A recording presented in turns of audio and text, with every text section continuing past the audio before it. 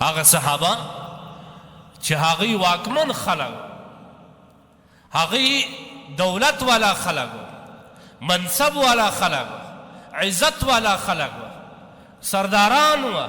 لیکن کله چې د رسول الله صلی الله علیه وسلم دربار ته رالی، ټول سرداري او دولت یې ټول وغورځول، ختم یې د الله د رسول پر نظام.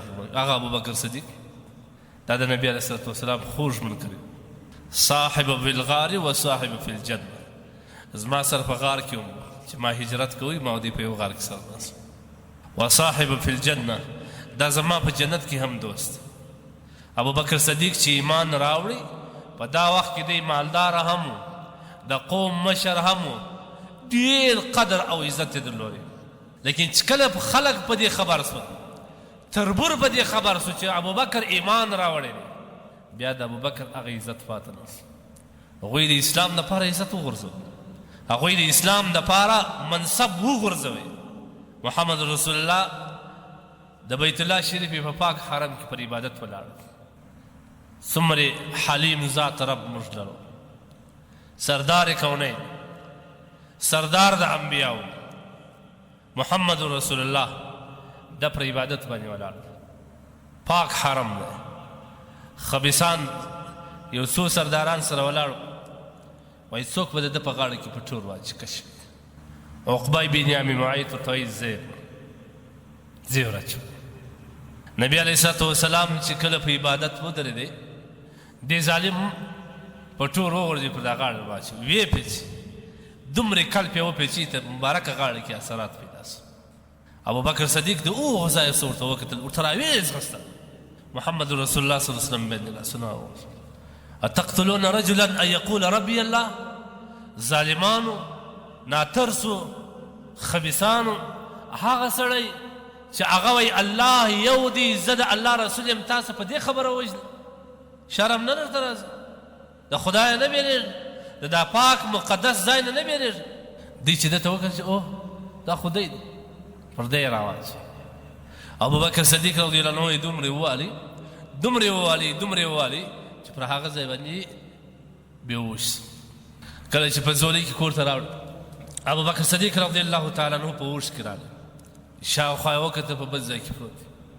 باره یې ناره کړل این حبیبي، زما دوست چېرې دی؟ این محمد صلی الله علیه وسلم چېرې دی؟ مور ورته وایي چې بچي هغه هلته ارام دی، سم دی، ته دا لږ شیدې وڅښه چې کله اوساس وي ور به دې وکړو. دی څه ورته وایي؟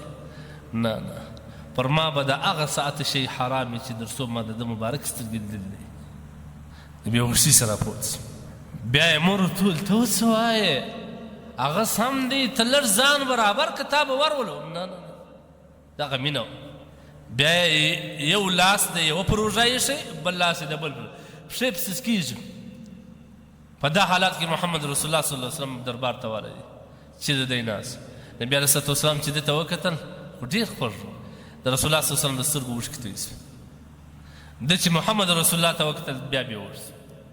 هغه ابوبکر صدیق وایي چې کله محمد رسول الله ما ته ویل چې ځان تیار که ما او تا هجرت کوو ځو بله، وایي زما په زندګي زما د سترګو د خوشحالۍ څخه اوښکې نه دي سوي، په دغه ورځ ما د خوشحالۍ وژل.